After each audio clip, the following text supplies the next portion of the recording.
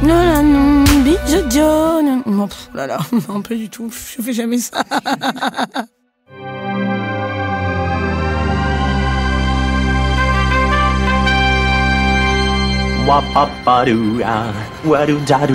Steven, arrête s'il te plaît, j'ai jamais pu encadrer Michel Legrand. Salut à toutes et tous, bienvenue dans Flashback par nos ciné, notre hors-série qui se balade dans les allées bien garnies, en l'occurrence de Star, la nouvelle rubrique de Disney+, sponsor de cet épisode. Et parmi les incontournables blockbusters qui figurent dans son catalogue, il y a Titanic, le succès monstre de la fin des années 90 qui a marqué toute une génération, la mienne en l'occurrence.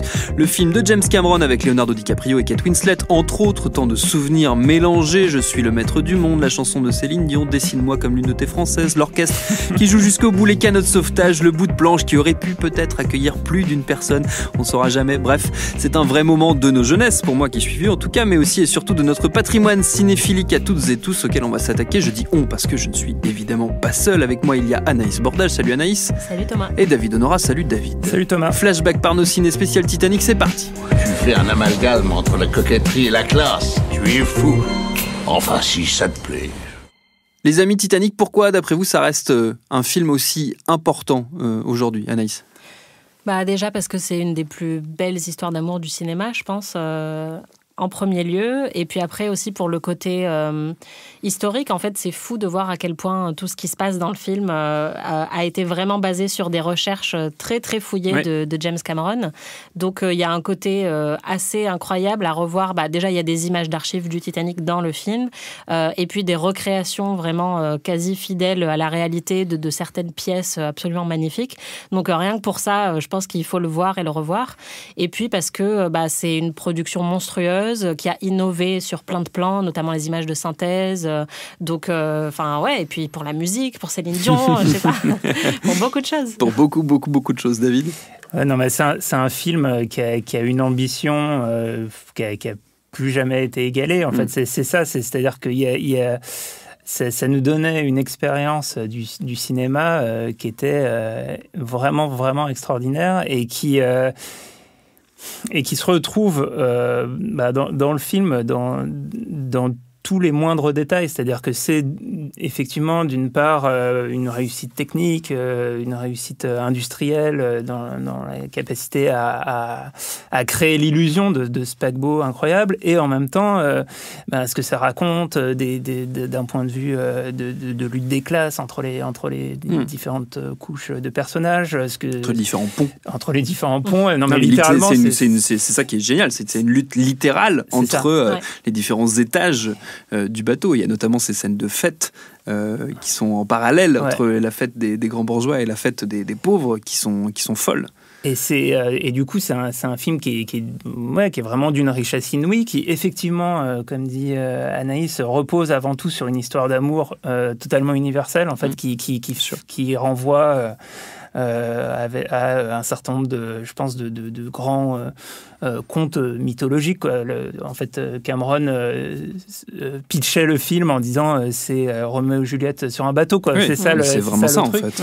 Ouais. Et c'est ça qui a embarqué des millions de spectateurs dans, pour moi, quelque chose qui était quasiment déjà inédit et qui n'a jamais été reproduit depuis. Alors, puisqu'il est question de patrimoine, d'histoire dans ce hors-série, je parlais de jeunesse tout à l'heure, impossible de ne pas s'intéresser aux archives autour de ce film, qui d'ailleurs est riche en archives. En particulier, c'est notre truc, une archive, David, qui ne nous rajeunit pas. Ah non, alors là, carrément pas, parce qu'on va vraiment se replonger dans le contexte de l'époque avec un extrait du journal de France 3. La semaine de la sortie du film en France, on est début janvier 1998. Le film est sorti depuis quelques semaines aux États-Unis, il est sorti le 19 décembre, et il a déjà rapporté près de 200 millions de dollars. C'est surtout un film qui va s'installer dans le temps, on va y revenir. Voilà le journal de France 3. Cinéma, la sortie cette semaine du Titanic, une grande histoire d'amour et un grand spectacle. Après un tournage éprouvant et démesuré, James Cameron a donc réussi la performance de ne pas sombrer avec son film, un résultat magnifique et déjà un très grand succès aux États-Unis. Film que nous fait découvrir Dominique Poncet et Hervé Gutmann. Il avait été construit pour être le plus beau, le plus rapide et le plus solide bateau du monde. Bref, pour être le bateau de tous les rêves. Or, le 14 avril 1912, 4 jours seulement après avoir appareillé, il sombrait dans les eaux glacées de l'Atlantique Nord. Sur ses 2200 passagers, 1500 périrent dans le naufrage. Pour une catastrophe sans précédent, il fallait bien un film qui devint unique dans les annales du cinéma. C'est le cas de ce Titanic. Budget monstrueux, effets spéciaux démentiels, figuration gigantesque, on a tout accordé au réalisateur, James Cameron. Alors, j'ai bien la prononciation qui varie d'une personne à l'autre sur James Cameron. James Cameron. Donc ce fameux James Cameron. Alors c'est marrant comment le contexte au moment de la sortie du film était un petit peu particulier, parce que là la manière dont c'est présenté correspond pas tout à fait à la réalité. Justement, on n'a pas tant tout accordé que ça à James Cameron. Il s'est vachement battu en fait pour faire le film. Il a dû faire des concessions incroyables, y compris sur sa part producteur, etc. Je crois qu'il y avait un dépassement de budget de 45%. Oui, alors le budget a été... C'est le film le plus cher de l'histoire du cinéma à l'époque. Ouais. Oui, alors, et même ça a été remis en question depuis. Parce qu'il y avait avait d'autres films... justement, enfin, qui ont pas subi la même pression. Oui. Et en fait, malgré tout, malgré le fait que pendant des mois avant la sortie, y compris au sein de la Fox, tout le monde tirait à boulet blanc, non ? À boulet rouge. À boulet rouge. À balle réelle. À balle réelle, ça tirait à balle réelle, c'était la folie. Sur le film, en disant que ça allait être une catastrophe, quelques semaines plus tard, au moment de la sortie en France, on sait déjà que ça va être un événement, mondial, et on n'avait pas encore à l'époque les sorties internationales tout en même temps, et donc on savait déjà que c'était un énorme succès aux États-Unis, et du coup en France, les premiers spectateurs dont je faisais partie, je suis allé voir le film le jour de la sortie avec mes amis du collège, on savait qu'il y avait quelque chose d'incroyable, ce qui en plus nous avait été vendu par un trailer hallucinant qui donnait absolument envie de voir le film. Du coup, avant que je raconte mon histoire avec mes potes du collège, comment vous avez vu le film ? Est-ce que vous êtes retourné ? Est-ce que vous étiez la semaine de la sortie en salle, etc. Anaïs est la plus jeune autour de la table, mais je suis obligé quand même de te donner la parole. Ouais, je suis désolée, ça va faire mal, mais moi, effectivement, j'avais 7 ans quand le film est sorti, et alors je me souviens pas si c'était le jour de la sortie, mais c'était la semaine de la sortie, c'était vraiment juste après. Et alors, ça, c'est quelque chose que je fais encore, mais visiblement, j'étais déjà folle à l'époque, puisque je suis retournée le voir 3 fois, donc, avec mon père, le pauvre, qui s'est tapé Titanic, je sais pas combien de fois, en lui disant, je vais prendre des mouchoirs cette fois-ci, parce que la dernière fois, j'ai beaucoup pleuré, papa. Mais j'étais complètement obsédée par ce film, et effectivement, j'étais une très jeune cinéphile, ça faisait que 3-4 ans que j'avais mis des pieds dans une salle de cinéma pour la première fois, et j'en revenais pas, j'étais obsédée par Jack, évidemment, j'arrêtais pas de crier, je suis le maître du monde dans la cour de récré, mais c'était une expérience incroyable, et c'est un de mes premiers souvenirs au cinéma, de pleurer devant Titanic, alors que j'avais mon siège réhausseur et tout, quoi. C'est génial comme anecdote. Moi, je l'ai vu le jour de la sortie, et je suis aussi retourné le voir 3 fois, donc comme quoi, il n'y a pas d'âge pour ça. Bon, j'étais pas très très vieux non plus, je devais avoir 11 ou 12 ans. 11 ans. Non, 12 ans presque. Bref, on sait pas, on s'en fout. T'es en 5e, je pense. 97, 98, c'est ça, j'avais 11 ans. Et c'était un moment extrêmement à la fois bouleversant, effectivement, émotionnellement, parce qu'il y avait un côté vraiment, moi je découvrais ce côté très, je commençais à m'intéresser à l'autre sexe et tout ça, donc du coup tu t'intéresses aux histoires d'amour et tout, donc du coup tu prends vraiment ça dans la tronche en tant que préadolescent, et il y avait le côté démesuré du spectacle, quoi. J'avais moi jamais vu ça, et j'ai rarement revu ça après au cinéma, les scènes du bateau qui se casse en deux et tout ça, enfin c'était vraiment, il y avait un côté tétanisant, et vraiment grand spectacle. J'avais jamais pris cette mesure-là avant ce film. Moi je me rappelle très bien, c'était au Rialto à Morlaix, au Finistère. Wow. Moi c'était aux Alizés à Bron. Et effectivement c'est marrant que tu parles de ça, l'aspect les premiers émois de l'adolescence, parce que c'est aussi, je pense, le premier film qu'on est allé voir avec des amis en groupe mixte. Ouais, moi aussi, il y avait des garçons et des filles. Il y avait des garçons et des filles. Et donc, il y avait énormément de monde, c'était complet. On a fini par rentrer. Donc, en plus, il y avait l'excitation et le stress de est-ce qu'on va pouvoir rentrer. Il y avait des gens assis sur les marches dans la salle, je me rappelle. Les normes de sécurité à Bron sont mieux respectées qu'à Morlaix. À Morlaix, on est des oufs. Mais en tout cas, nous, on a fini, donc on était vraiment au premier rang. Donc, c'est un film de 3h20, découvert en pleine gueule, premier rang, etc. Mais pour moi, c'est une expérience sociale au-delà de l'expérience du cinéma qui est vraiment marquante et ouais. Enfin, à l'époque éblouissant. Alors moi, j'avais pas à l'époque été revoir le film au cinéma parce que c'était un truc que je faisais pas encore à l'époque. Parce que quand j'ai commencé à devenir vraiment cinéphile, c'est quelque chose que je fais beaucoup plus, d'aller voir plusieurs fois les films, mais je l'avais pas fait à l'époque. En revanche, clairement, et ça se voit dans le succès du film, c'est quelque chose que beaucoup de gens ont fait. Oui. C'est vraiment... je pense qu'on n'était pas les seuls. Ouais, les exploitants de salles racontent que... et il est resté très longtemps à l'affiche. Ouais. Et d'ailleurs, le film donc, a connu, par exemple, aux États-Unis, un très bon démarrage. Mais il faut savoir que sur une journée unique aux États-Unis, la plus grosse journée, elle a été faite 3 mois après la sortie. C'est le 14 février 1998 pour la Saint-Valentin, où ils ont explosé les records sur une journée. Et donc, ça veut dire que le film s'est installé dans la durée pendant extrêmement longtemps et que les gens y retournaient et que c'était...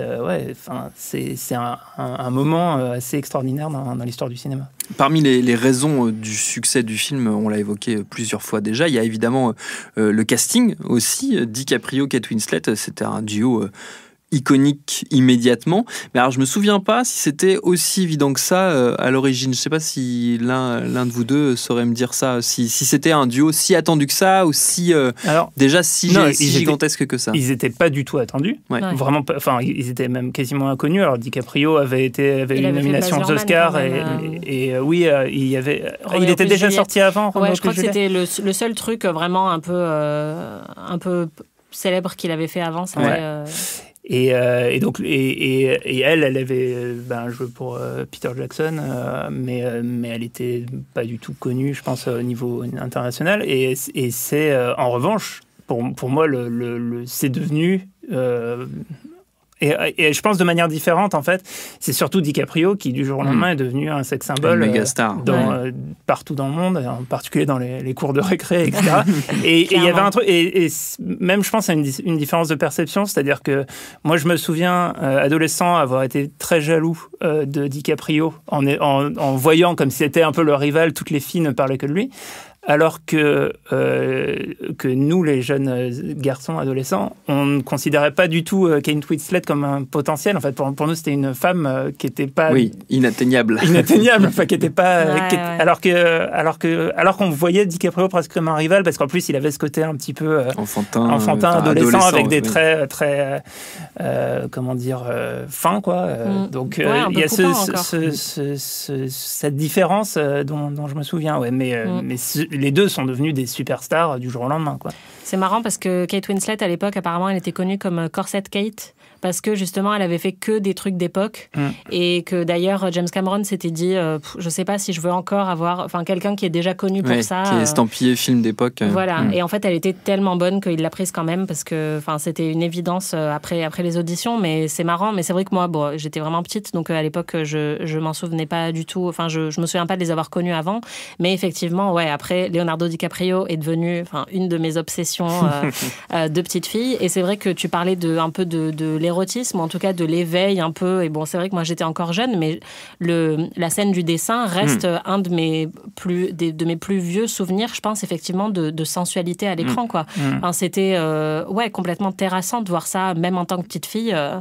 Kate Winslet est magnifique dedans, quoi. La scène du dessin et la scène de la trace de la main sur la voiture, qui est une des suggestions érotiques qui, moi, m'ont sans doute le plus marqué moi, ça a été ça, et Loana et Jean-Edouard dans la piscine, c'était les deux trucs en c'est vraiment deux salles, deux ambiances, effectivement. Voilà, c'est pas exactement le même degré d'élégance, mais bon, c'est pas grave.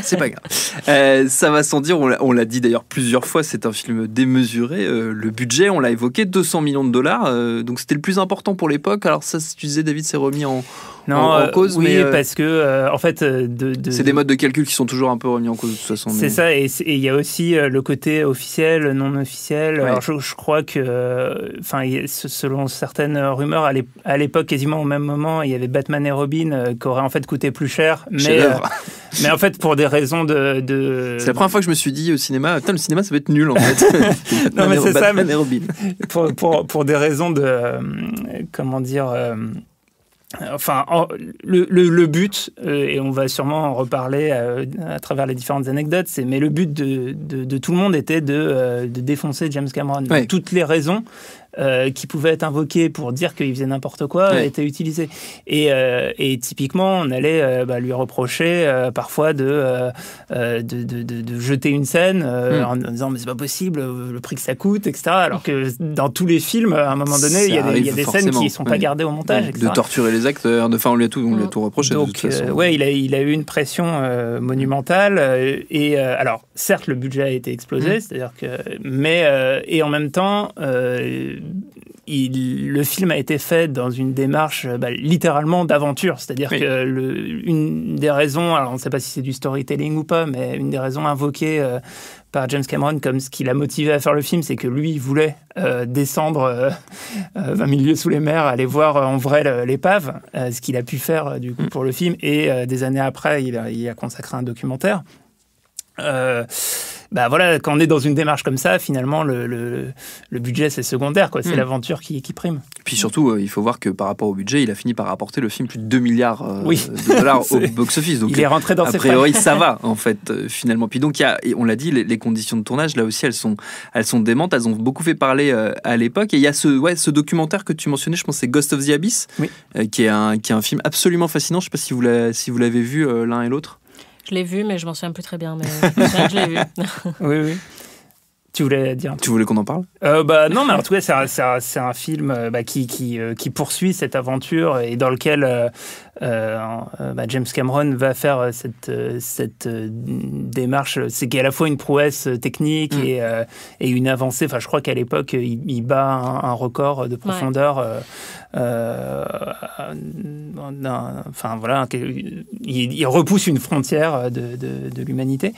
Et qui, d'ailleurs, c'est dans le titre, fait aussi renvoie à un de ses films précédents, Abyss, qui déjà donnait un indice de sa passion pour les profondeurs, et aussi des enjeux techniques. Donc, au-delà du fait d'aller sous l'eau, il y a aussi l'enjeu de filmer sous l'eau et de ce qui doit être développé pour pouvoir le faire. Et donc, il y a quand on regarde le parcours de James Cameron, il y a une logique, quoi, et qui se prolonge même après plus tard quand il va faire Avatar. Et puis tu parlais tout à l'heure, Anaïs, du réalisme très poussé du film, de la reconstitution historique que ça représente. Et je crois que c'est dans Ghost of the Abyss qu'ils arrivent à rentrer, via une caméra, à rentrer dans une des pièces du Titanic et qu'ils se rendent compte qu'ils ont été extrêmement fidèles dans le film et que notamment ils avaient bien compris, parce qu'ils avaient fait uniquement à partir de descriptions écrites, je crois, pas de photos, qu'ils avaient bien compris comment la pièce était foutue, notamment où était l'horloge et tout, et tu les entends pousser des cris de gens en disant il y a l'horloge et tout, c'est incroyable et tout, c'est exactement comme on avait fait dans le film.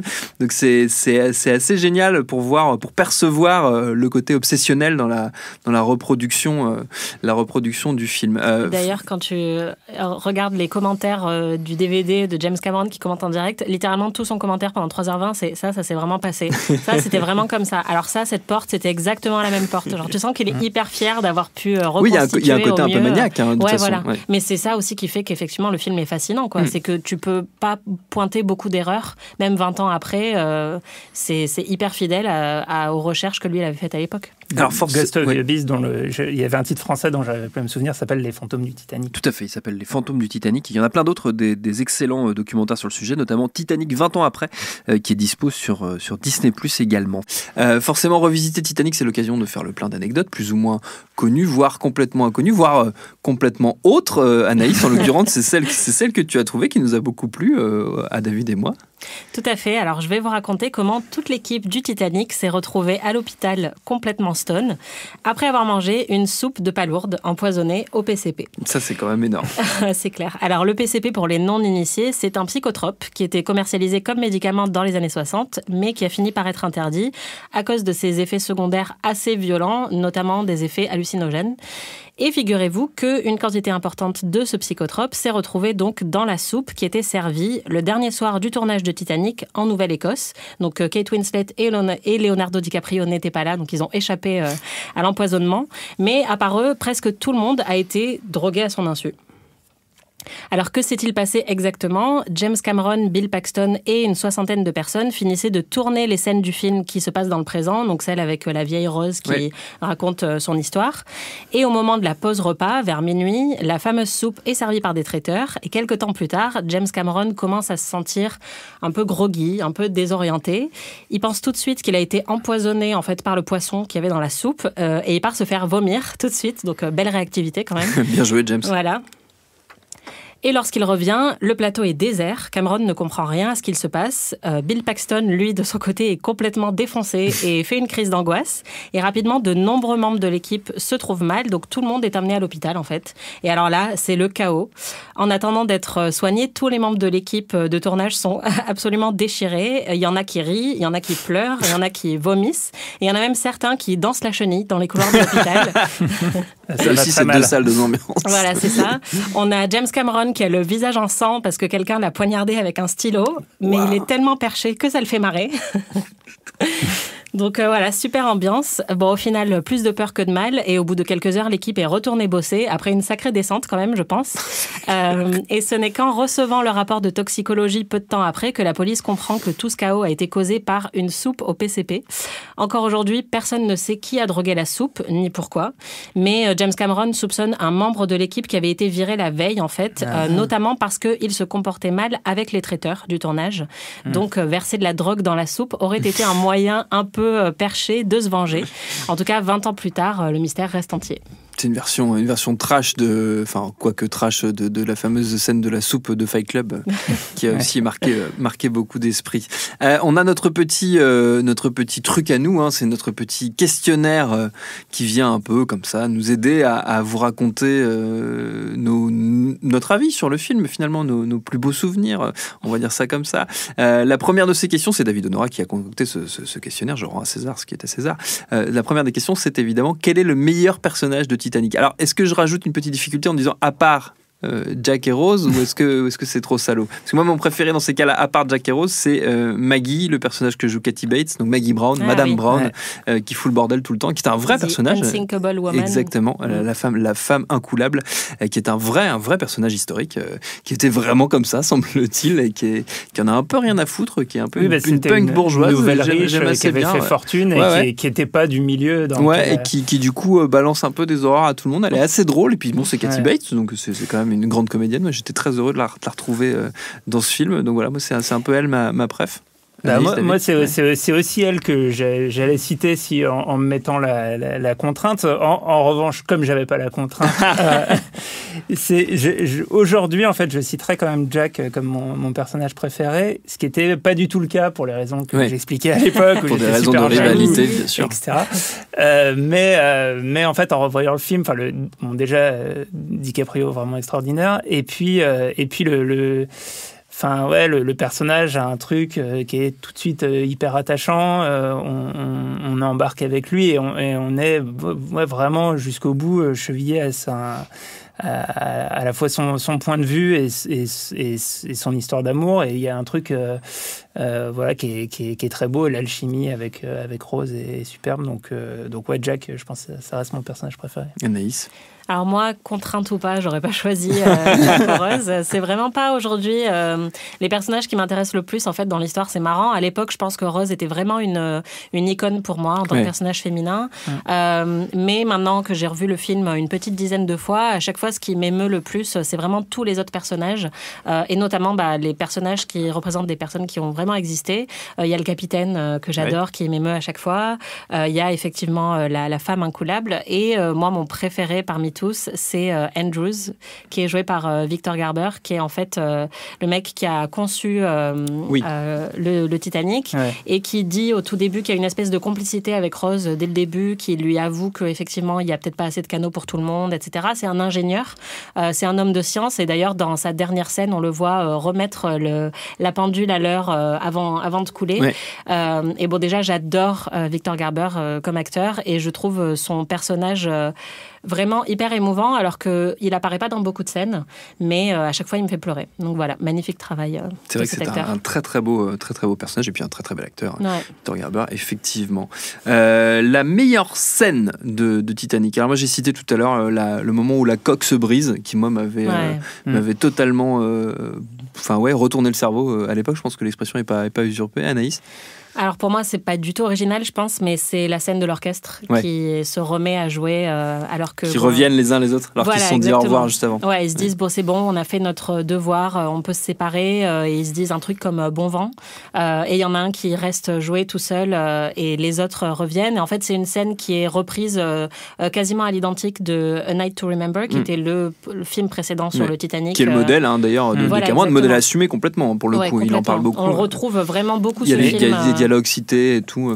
La scène était déjà parce que ça a vraiment eu lieu. Et ça s'est vraiment produit. Ça fait partie des. D'où l'expression l'orchestre du Titanic, qui est devenue même une expression quasiment. Voilà, c'est ça. C'est le contraire des rats quittent le navire. C'est ça, c'est l'inverse. Ouais, effectivement, il y a plusieurs témoins qui ont parlé de cet orchestre. Tous les membres de l'orchestre se sont noyés, il me semble. Mais effectivement, on les a entendus jouer jusqu'à la dernière minute. Et on peut pas faire plus poétique que ça, en fait, et plus beau et plus touchant. Donc voilà, moi, cette scène, à chaque fois, c'est celle qui me fait totalement vriller et me noyer dans mes larmes à chaque coup, quoi. Surtout qu'il y a le contraste entre justement cette musique, le côté vivant et tout, et le silence, qui est un des autres moments, qui est moi l'autre scène que j'avais notée, qui est le moment où les bateaux de secours reviennent à la toute fin du film. Et le silence, qui là aussi est un truc qui est historiquement avéré, c'est-à-dire que ce qui les avait le plus choqués, les secouristes, c'était justement de ne pas entendre un seul bruit, alors qu'ils étaient normalement sur une scène où il y avait des gens à sauver, et où il y avait malheureusement plus grand monde à sauver. Et donc le contraste entre ce bruit, cette musique et le silence est assez fort. David? Oui, et juste un dernier mot sur les musiciens. Quand j'ai cherché les archives que je pouvais amener dans l'émission, j'en avais trouvé un petit reportage de France 3 Lille qui disait que parmi les musiciens de France 3, il y a de la matière. On trouve de la matière, et il y avait un des musiciens qui était un Français du nord de la France, donc il était violoniste ou je ne sais plus quoi, mais voilà. Big up à lui. Alors moi, mais pour les scènes préférées, je trouve que c'est vraiment le genre de film où quand on tombe dessus, même au milieu, s'il passe à la télé, c'est quasiment impossible de décrocher, tellement tout est d'une fluidité incroyable. Donc j'ai eu beaucoup de mal à isoler une scène, et du coup j'ai retenu en fait un certain nombre de motifs, et qui sont des trucs un petit peu peut-être un peu fétichistes, mais qui sont autour des tenues de Rose, et en fait toute la manière dont il utilise dans la mise en scène ces tenues pour raconter des choses. Il y a le premier plan iconique où on la voit du dessus avec son grand chapeau, et elle va jeter le premier regard sur le Titanic, et qui est en termes de mise en scène, je trouve ça extraordinaire. Il y a aussi une très belle scène où sa mère vient lui serrer son corset. Alors, justement, on parlait de corset Kate, et en fait, elle revient pour, elle dit à la domestique de partir, et en même temps qu'elle lui serre le corset, elle lui fait passer un certain nombre d'injonctions sur ce qu'elle devrait être en tant que femme dans la société. Et je trouve cette scène extraordinaire.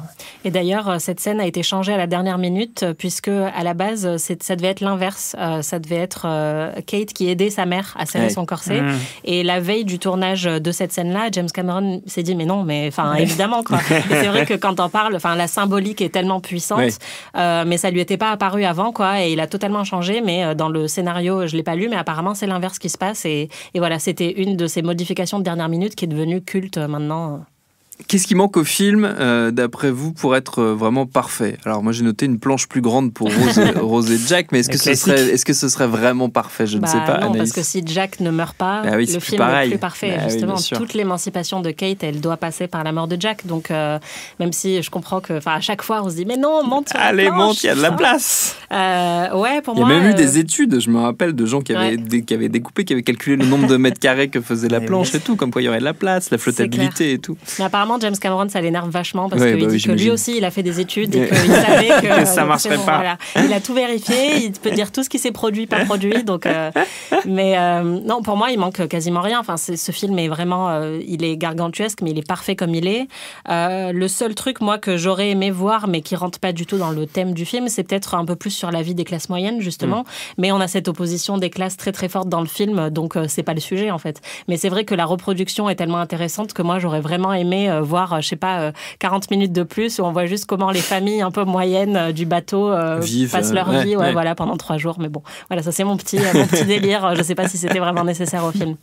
David, moi j'ai trouvé un détail qui manquait pour que le film soit parfait et ça a été corrigé par James Cameron pour la ressortie du film en 3D. Les grands esprits. En fait, c'est Neil deGrasse Tyson qui en voyant le film, donc le célèbre astrophysicien américain qui a ses émissions de télé, etc., qui avait vu que justement dans cette scène à la fin où Rose s'accroche à sa planche de bois quand elle regarde le ciel, en fait les étoiles, le ciel étoilé correspond pas à ce qu'aurait dû être la carte du ciel. Incroyable. À ce moment-là. Wow. c'est le seul mec au monde qui a vu ça, mais bon.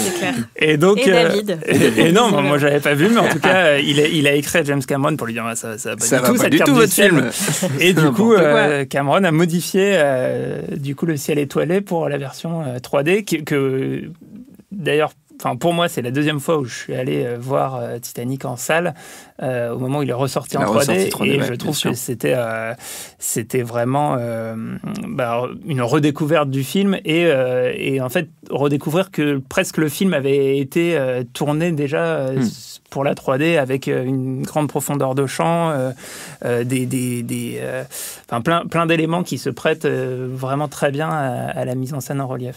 Qu'est-ce qui a le mieux ou moins bien vieilli d'après vous ? Moi, je reste toujours, à chaque fois que je le vois, et je l'ai vu un certain nombre de fois, étonné par le fait que les effets spéciaux ne vieillissent quasiment pas, avec justement le côté gargantuesque, tu disais Anaïs tout à l'heure, reproduction ne faiblit pas en fait au visionnage après visionnage. Ouais, plus de 20 ans après, c'est rare de voir des films qui ont eu une telle ambition et qui tiennent toujours aussi bien toutes ces années plus tard. Pour moi, rien n'a vieilli techniquement, sauf la buée en image de synthèse, puisque à part une scène où apparemment il faisait très froid ce soir-là, et donc on voit vraiment la buée quand il parle, sinon c'est de la buée qui a été reconstituée après. Et maintenant que je le sais, quand je vois le film, on le sait, on le voit. On se croirait un peu dans La Reine des Neiges, en fait, où ça vole un peu partout, c'est un peu merveilleux. Mais bon, c'est un tout petit détail. C'est vrai que franchement, sur la technique, ils ne se sont pas du tout plantés. David ? Oui, en fait, et d'ailleurs, c'était dans un prolongement de ce que j'étais en train de dire, c'est justement revoir le film en 3D et se rendre compte que les longs plans sur le pont du Titanic, des angles de caméra, etc., en fait, sont déjà prévus. C'est comme s'il avait un coup d'avance, quoi, comme s'il avait déjà prévu le cinéma du futur qui a voulu commencer à faire ensuite avec Avatar. Et le film dépareille pas, en fait, dans ce nouvel univers filmique. Donc pour moi, c'est un film qui a très peu vieilli, et d'autant que en fait le caractère du film en costume permet ça, c'est-à-dire que c'est pas daté, même c'est même pas la manière dont on filmait les films en costume dans les années 90. Enfin, il y a un truc qui est vraiment intemporel, qui est intemporel et qui fait que le film traverse le temps et qu'on peut le revoir. Et aussi, par ailleurs, finalement, le côté très fondamental et archétypal de l'histoire d'amour fait que même les thématiques, tout en fait concourt à quelque chose qui est fait pour traverser le temps, quoi. Est-ce qu'on pourrait faire un remake de Titanic aujourd'hui ? Alors moi, vous le savez, je suis opposé à l'idée de remake, je tiens à le préciser. Pour moi, non. Enfin, en tout cas, ce serait une très mauvaise idée parce qu'il y a tout dans le Titanic. Oui, puis comme on l'a dit, ça n'a pas vieilli. Ouais, voilà, c'est ça. Il n'y a rien à refaire ou à rajouter. Après, je pourrais totalement voir un remake, en fait, qui serait vraiment axé sur la technique, sur un côté un peu expérimental, tu vois, genre comme Le Fils de Sol ou 1917. Tu vois, où ce serait vraiment, en fait, uniquement focalisé sur l'action, avec des plans séquences et pour montrer un peu en temps réel le naufrage. Mais en vrai, enfin... Tu veux dire d'un point de vue d'un mec dans la salle des machines et il voit jamais, il voit jamais le ciel? Non, mais quelqu'un qui court partout, tu vois, genre sur le bateau et et on le filme de son point de vue. Enfin, je sais pas, je pense que, en tout cas, ça me choquerait pas si quelqu'un un jour se disait, tiens on va mettre 48 000 milliards de dollars pour faire un truc comme ça. Mais je pense que c'est pas du tout nécessaire et que, effectivement, Titanic n'a pas vieilli. Titanic est parfait malgré ses 3h20 de durée. Donc, il n'y a rien à toucher, il n'y a rien à changer. Ouais, moi, j'irais même plus loin. Je pense que le drame, c'est qu'on serait de toute façon incapable de le refaire, en fait. Enfin, de rassembler. On n'en fait plus des films comme ça. On n'en fait clairement plus. Et en fait, des gens qu'on n'en faisait pas à l'époque, en fait, c'est une anomalie. C'est-à-dire que le film, à l'époque, il est fait envers et contre tous. Oui, tu l'as dit tout à l'heure. Voilà, avec une sorte d'énergie qui semble impossible et improbable. Et du coup, il n'y a aucune raison qu'on soit en mesure de refaire. Et en fait, si tu pars du résultat, si tu te dis il faut refaire Titanic parce que ça va être un succès colossal, en fait, tu as déjà perdu. C'est-à-dire que c'est pas ça qui a été le moteur et qui fait la singularité du film. C'est qu'il raconte une histoire fondamentale avec une énergie extraordinaire. Et ça, c'est difficile à reconstituer, quoi. Quelle morale on peut retenir de Titanic, à part acheter des gilets de sauvetage et prenez l'avion? D'un point de vue... Ne prenez pas l'avion, sinon vous vous écraserez sur une île déserte. Sur une île déserte. Exact. Restez chez vous. Restez chez vous. Sur Lost. Je pense qu'en tout cas, du point de vue de l'industrie, la morale, c'est que pour faire des grands films, il faut prendre des risques. C'est que pour faire des films qui vont vraiment déplacer les foules et que des gens qui vont jamais au cinéma d'un coup vont y aller 3 fois pour voir un film de 3h20, il faut faire ce qui n'a jamais été fait. Et ça, c'est la grande prouesse de Titanic, c'est de faire quelque chose auquel personne ne croyait. Mais en fait, qui au bout d'un moment ramasse tout le monde. Alors forcément, quand on tente, ça arrive qu'on se plante complètement. Voilà. Et je trouve que c'est un peu ce qui manque au cinéma aujourd'hui, c'est-à-dire c'est des films très ambitieux, très chers, qui peuvent risquer de se casser la gueule, quoi. Anaïs? La morale, c'est ne mangez pas de soupe aux palourdes. Ça, si vous ne savez pas, si vous n'avez pas assisté à sa conception. Exactement. C'est quoi aujourd'hui les héritiers de Titanic?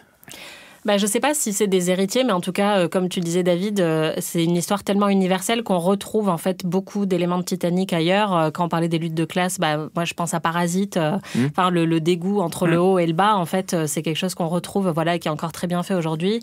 Moi, le film qui a le plus invoqué Titanic récemment et que j'ai adoré, c'est Portrait de la jeune fille en feu.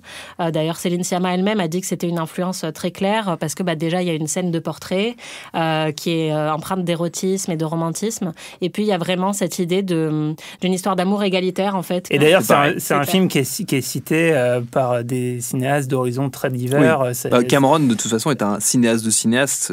Globalement, c'est un cinéaste très apprécié par les cinéastes aussi. Oui, et en fait, par tout le monde. En fait, ça, c'est comme Spielberg. Enfin, en fait, il fait partie des rares cinéastes qui, à un moment donné, ont déplacé tout le monde au cinéma, quoi. Et ça a un impact qui dépasse justement le cadre des gens qui vont habituellement au cinéma et qui vont voir une dizaine de films par an. Là, c'est vraiment la capacité à créer tellement l'événement que des gens et la majorité de la population ne s'intéresse pas au cinéma, et donc réussir à faire venir les gens en salle, c'est quelque chose d'extraordinaire. Moi, je trouve que du coup, de ce point de vue-là, les héritiers, en tout cas sur le plan de l'ambition, malheureusement, ils sont pas si nombreux, et presque c'est Cameron lui-même est le seul à à encore porter ce flambeau et à encore vouloir dépasser certaines limites. On a des grands cinéastes qui, je dirais, sont conservateurs dans certains cinémas. Un Christopher Nolan, par exemple, serait de ce niveau, comparable en niveau d'obsession, etc., mais va moins être dans cette démarche de repousser les frontières. Il est plutôt dans la conservation. Voilà. Ou un Tarantino aussi va être quelqu'un d'obsessionnel qui va vouloir faire des grands projets ambitieux, mais qui reste... C'est un fétichisme différent. Dans quelque chose d'existant. Repousser les frontières, c'est effectivement... c'est James Cameron, c'est d'une certaine manière les sœurs Wachowski qui, à mon sens aussi, sont dans cette démarche de jusqu'où peut nous amener le récit cinématographique. Et après, peut-être les héritiers, malheureusement pour le cinéma, ils vont ailleurs. Ils vont dans les jeux vidéo, ils vont dans d'autres formes de récits. Et voilà, moi j'espère que ce soit au cinéma ou ailleurs, on vive des expériences collectives aussi incroyables que l'ont été Titanic pour nous quand t'avais 7 ans, quand on en avait 12. Et que d'autres enfants de 7 ans puissent traîner leur papa, voir 3 fois les prochains Titanic. C'est la fin de ce flashback. Merci à tous les deux d'y avoir participé. Titanic, on l'a dit, c'est à retrouver sur Star, la nouvelle rubrique de Disney+, le sponsor de cet épisode. Star, où il y a tout un tas d'autres films cultes à aller voir. Au hasard, la saga Die Hard, ou encore de James Cameron également, le formidable Avatar. Merci à Mathieu qui était à la technique. Binge.audio pour retrouver tous nos podcasts. Et à très vite pour un nouvel épisode.